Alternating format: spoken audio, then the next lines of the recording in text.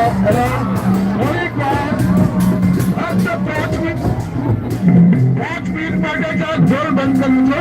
પછી તમારે 5 મિનિટ પછી તમે વાંધો નથી. બરાબર? એક મહત્વની જાહેરાત કરવાની છે. આપણે ભેસાવીની બહેનો આવતીકાલે સવારે 9 વાગે મતલબ કે મહારાજ સાહેબના કહેવા અનુસાર, મહારાજના કહેવા અનુસાર આપણે ખોળો ભરવાનો છે. એટલે 15 થી 25 જોડા આવવાનું છે. 9 વાગે અખાડા સ્થળે. અને તે બહેનોએ એ જોડાએ આખો દિવસ ઉપવાસ કરવાનો છે. બીજા દિવસે સાંજના એટલે બીજા દિવસે સવારે જ એમને ભોજન કરી શકાશે.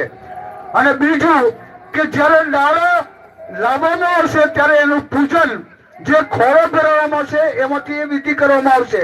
જેથી ભેસાવીની તમામ બહેનોએ જોડા માટે 9 વાગે અખાડા સ્થળે આવી જવાનું રહેશે.